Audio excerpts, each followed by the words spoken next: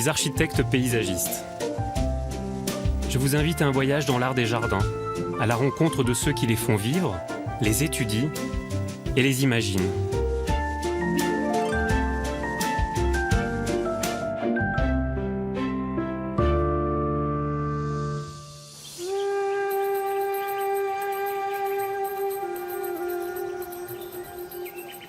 Au sud de Marrakech, l'immense jardin de l'Agdal s'étend entre les monts enneigés de l'Atlas et le désert du Djébélé. Ce jardin, créé au XIIe siècle, est une oasis en milieu aride et constitue une véritable prouesse technique.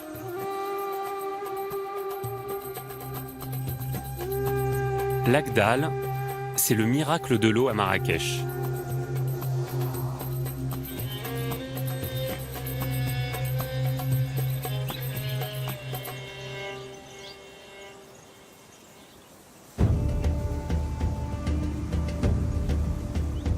Au XIIe siècle, la dynastie almohade descend des montagnes de l'Atlas et prend la ville de Marrakech, alors fief des Almoravides. Sous l'impulsion de leur souverain Abdelmoumen, les Almohades entreprennent de canaliser et stocker l'eau de la montagne. Ils créent ainsi les vergers de l'Agdal, où orangers, oliviers, grenadiers et abricotiers répondent aux besoins de leur ville en expansion. Entre les XIIe et XIIIe siècles, les Almohades vont conquérir et dominer l'Afrique du Nord et l'Espagne.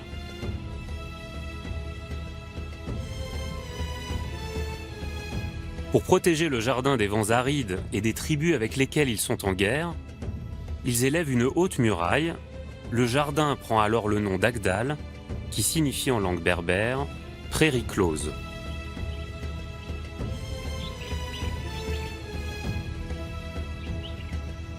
Ouidad Teba est professeur à l'université Kadi Ayad de Marrakech. Ouidad, les remparts de l'Agdal fabriquent une frontière assez nette entre un paysage hostile, paysage désertique, et puis une sorte d'idéal, un océan de calme qui est le jardin. Et oui, parce que l'Agdal, c'est le jardin nourricier. C'est le jardin de la vie pour la ville citadelle recluse derrière ses remparts. Donc c'est la vie même qu'on cherche à organiser, à protéger, pour qu'elle puisse après nourrir l'ensemble de la Médina. L'Agdal, c'est le joyau. C'est le joyau de ce dispositif qu'est la cité-jardin. C'est dans le chaos environnant, dans le désert environnant, essayer d'organiser, d'enclore la vie. Ce jardin, avec ses couleurs, avec ses senteurs, avec son eau, doit contraster nécessairement, et le rempart est là pour marquer la coupure, avec ces paysages monochromes qui l'environnent. On ne peut pas comprendre l'Agdal si on ne comprend pas cet imaginaire de la fertilité. Donner la vie au cœur du désert. Et ça, c'est non seulement une prouesse technique, mais c'est un acte de foi. Parce que parmi les actes qui incombe à un souverain bâtisseur, et c'est évidemment le cas des Almohades, il y a l'idée d'amener l'eau, de trouver l'eau coûte que coûte, et de permettre, grâce à cette eau, de faire éclore le désert. Puis quand on est là, on a le chant des oiseaux, on a les palmiers, on a les orangers en fleurs avec toutes ces odeurs, on a l'eau. Est-ce que finalement tout ça, c'est l'idée, l'image du paradis? On est dans le paradis. Une forme de paradis, le rêve du paradis en tout cas. Il y a dans le Coran une multitude de références au palmier. Le palmier, dans les hadiths, dans les propos du prophète, sont littéralement faits du limon d'Adam. Ils sont quasiment des êtres humains. Il y a un écrivain libanais, Salah Stétier, qui dit « Dans l'âme de tout homme, il y a une dimension qui est jardin. » Et il insiste, dans l'âme de tout homme, certes, mais surtout dans la nôtre, nous les fils du sable, les déshérités de l'eau, pour lesquels toute terre, en fait, est d'abord un horizon de promesses, le jardin.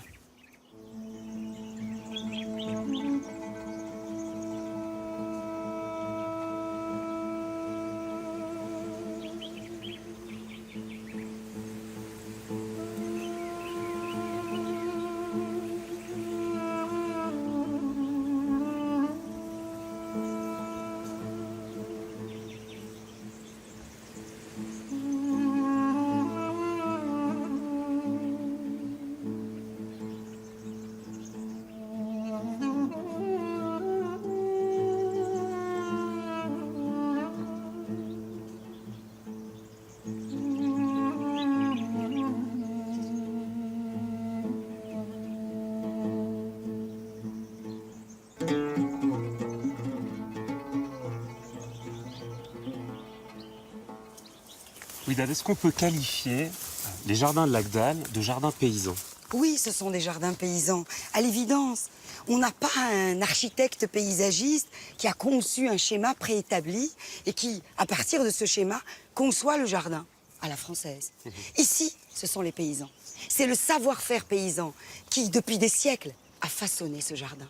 Il a conçu ces allées d'arbres fruitiers, ces allées rectilignes. Pratique. Pratiques. Tout est là. Et belles, parce qu'elles sont aussi une manière d'organiser le chaos, de canaliser le désert. Et ce qui est extraordinaire, c'est qu'il y a derrière ces arbres fruitiers, derrière ce qui est visible, il y a tout ce qui est invisible, tout l'art de vivre qui accompagne l'art du jardin. Derrière ces orangers. Ces orangers, les fleurs d'oranger. Parce que la fleur d'oranger, au Maroc, c'est comme ça aussi qu'on reçoit nos hôtes.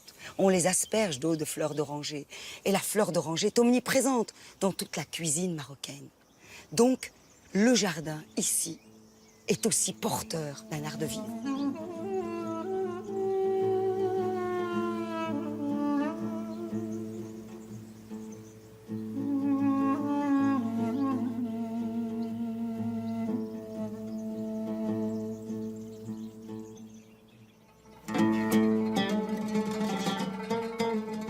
Les jardins de Lagdal sont mitoyens de la Médina, la vieille ville de Marrakech, et font face au palais royal. Sur 515 hectares, entourés de 9 km de remparts, ils se découpent en plusieurs parcelles rectangulaires dédiées aux arbres fruitiers et aux oliviers. 2 réservoirs surélevés permettent de stocker l'eau, puis d'irriguer les parcelles grâce à un réseau de canaux à ciel ouvert, les seguillas. Ils permettent de répartir l'eau dans tout le jardin.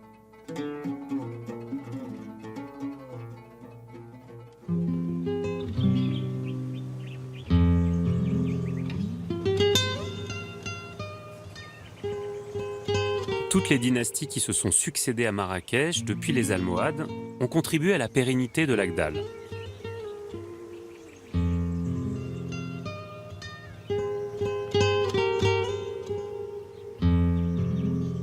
Dans un style fidèle à la sobriété du jardin, un pavillon de repos a été ajouté au XIXe siècle au cœur des vergers.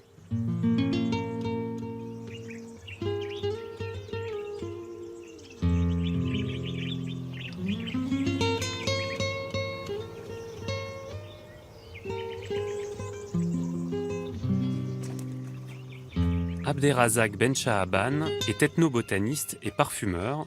Il a grandi à Marrakech.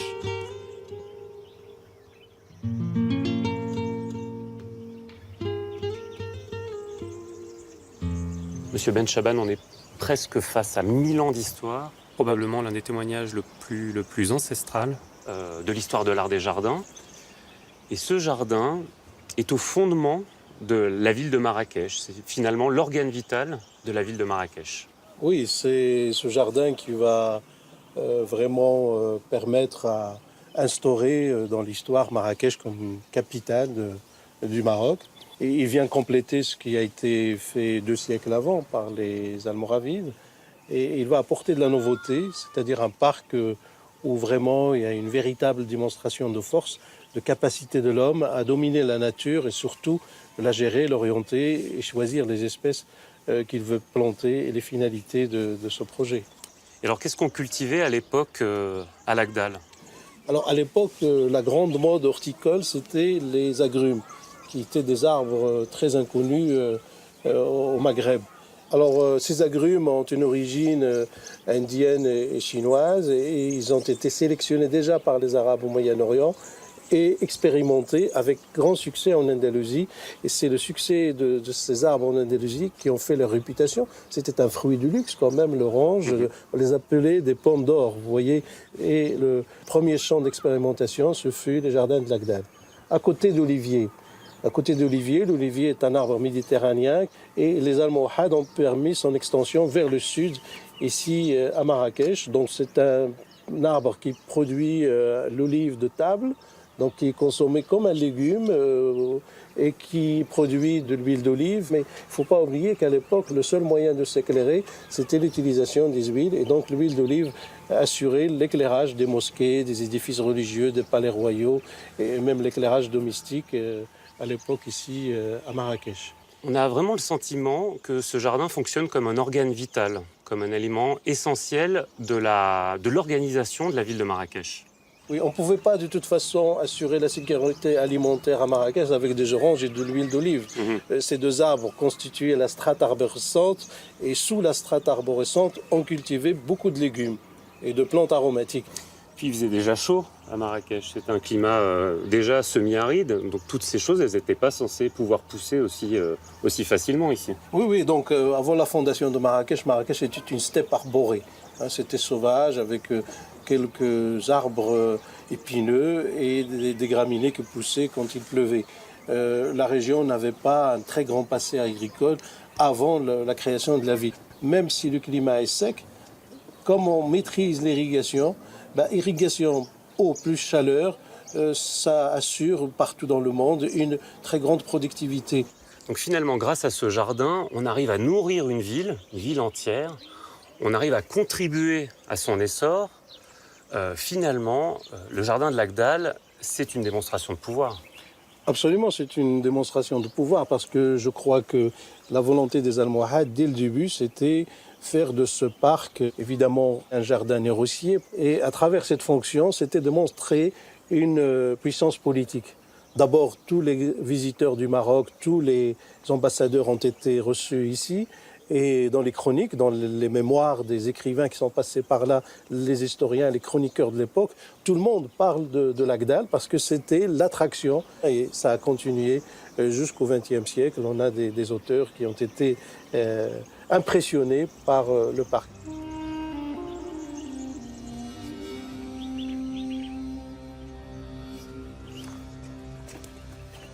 Le domaine royal de l'Agdal est également une attraction pour les habitants de Marrakech. Avec l'autorisation du roi Mohamed VI, 3 jours par semaine, ils peuvent venir contempler l'un des bassins qui témoignent du miracle de l'eau en plein désert.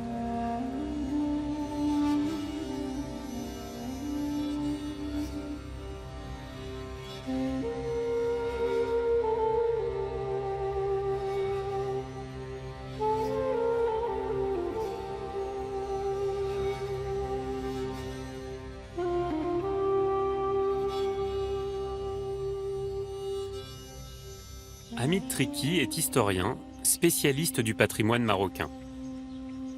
Hamid, je trouve que le premier constat poétique que moi j'ai pu faire en arrivant à l'Agdal, c'est que c'est quand même la neige qui va donner la vie à ce grand verger. C'est évident. On est au pied de l'Atlas, la plus haute montagne du Maroc, le Haut Atlas. Ces cimes sont enneigées, ça coule, ça donne des rivières, ça fait naître des sources. Et l'homme vient, trouve les sources et les prend, c'est tout. C'est aussi simple que ça. Et quand il prend ces sources, il va les faire divaguer selon sa volonté pour l'irrigation avant tout. Ces hommes qui vont construire ici sont des montagnards. Et les Almohades. Or, les montagnards ont l'habitude, sur de toutes petites surfaces, de tracer des cultures en terrasse, des petites parcelles. Imaginez qu'ils étaient fort heureux de disposer d'un espace aussi grand. Alors ils se sont donnés à cela. Ils ont fait un immense jardin, mais après tout, à l'image des petits carrés qu'ils faisaient dans leur montagne. La même formule, mais en gigantesque. En gigantesque, voilà. Le moyen historiquement connu et décrit, c'est celui dit de khattara. Khattara, ça veut dire canalisation souterraine, qui capte l'eau d'une source ou de la nappe phréatique et qui la conduit suivant la pente de la montagne vers la zone destinée à être irriguée. Et à ce moment-là, elle va la sortir au niveau 0, dans un immense réservoir d'eau qui est bassin d'accumulation. Et à partir de ces bassins, l'Akhtara devient une segia. Ça veut dire un petit canal à l'air libre. Il y a quand même un travail qui n'a été possible que grâce à l'autorité d'un empire structuré, organisé, d'une volonté politique qui a décidé qu'il faut irriguer à une échelle gigantesque. C'était tout simplement comme n'importe quelle dynastie qui se forge, qui conquiert, qui tue, qui organise après. Donc ils organisent, ils planifient, et c'est l'eau qui va déterminer la forme et le découpage du jardin. Et puis c'était aussi un lieu qui devait exprimer une forme de puissance, je suppose, avec une surface aussi gigantesque. Absolument, mais ils ont fait énorme parce que c'est conforme aussi à leur pouvoir. Toute l'œuvre des Almohades, quelle que soit sa nature, artistique, militaire, culturelle, du jardin, etc., de bâtiments, d'édifices, de minarets, etc., toute l'œuvre exprime essentiellement la puissance. Le message à transmettre, c'est « nous sommes puissants hein, et nous construisons très grand ».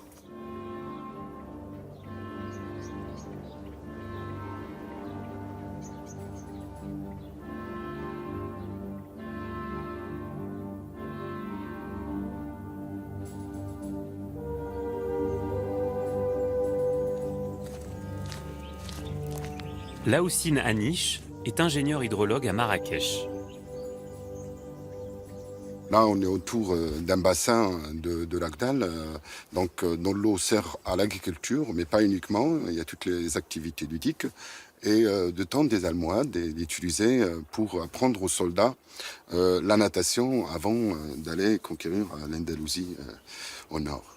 Et effectivement, ici, on le voit bien que cette eau, il fallait la stocker. Ça ne suffisait pas de venir l'amener, de fabriquer des systèmes d'adduction d'eau. Il fallait aussi la stocker. Là, on est un peu surélevé par rapport au jardin. Alors, comment ça fonctionnait ?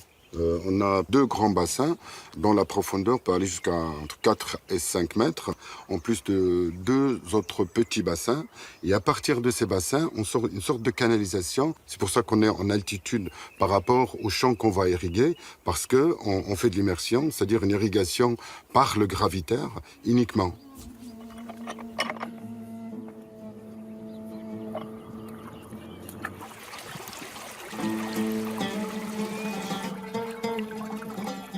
Le réseau des Seguillas a été construit en pente douce pour que l'eau s'écoule naturellement jusque dans les parcelles les plus éloignées des bassins.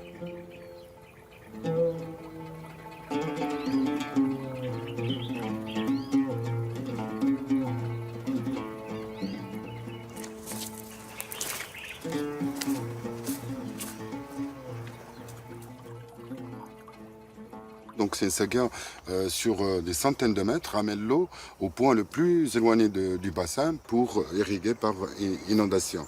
Alors là, cette Seguilla-là, elle date de l'époque almohade ?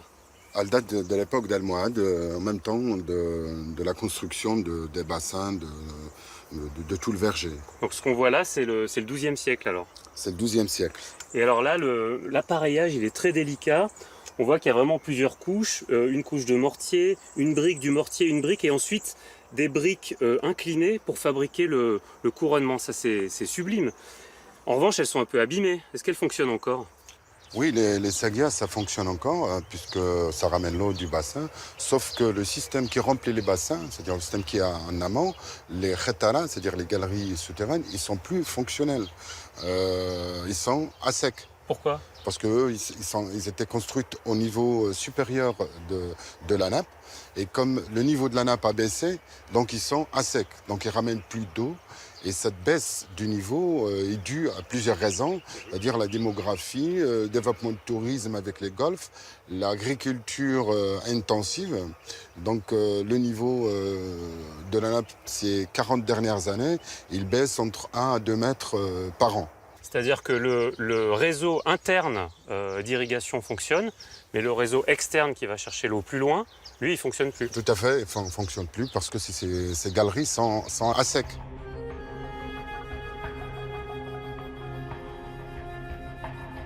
Aujourd'hui, ce sont des barrages qui régulent les oueds de l'Atlas vers Marrakech et les bassins de l'Agdal.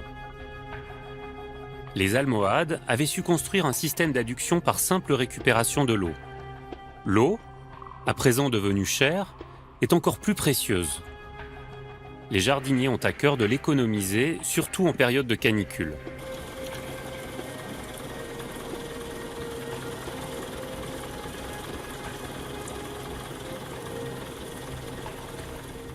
Hassan Tijani, jardinier en chef du domaine de l'Agdal, est parfois contraint de sacrifier certaines espèces du jardin.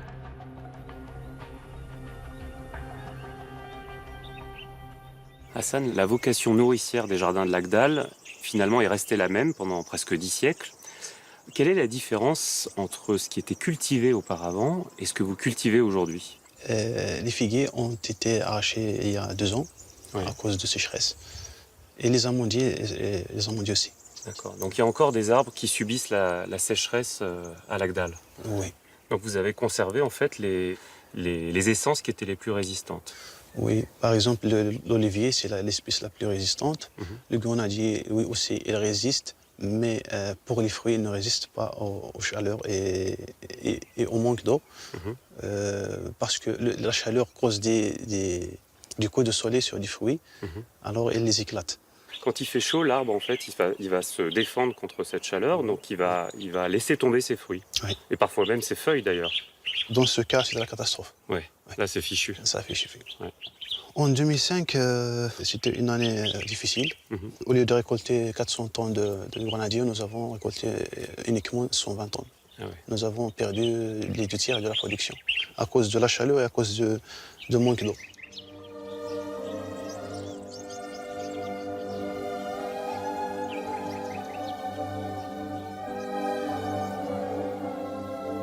Afin de prévenir d'éventuelles baisses de production, les Almohades ont cherché à maintenir un microclimat au sein du jardin.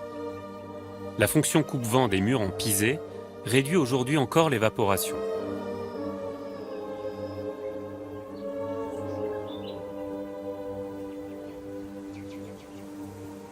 Mais le réseau des séguillas ne permet pas de répartir l'eau avec précision au pied des arbres.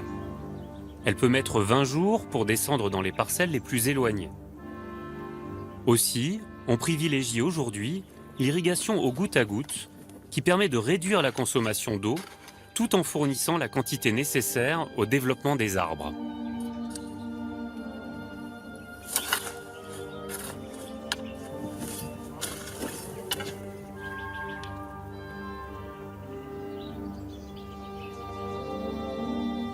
L'Agdal a traversé les siècles grâce à l'ingéniosité des Almohades. Aujourd'hui, la raréfaction de l'eau entraîne des baisses de rendement et le jardin n'a plus pour vocation de nourrir la population de Marrakech.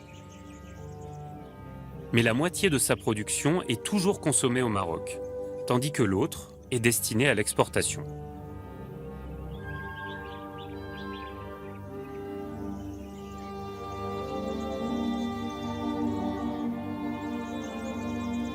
L'Agdal reste pourtant dans l'art des jardins un modèle ancestral jamais égalé.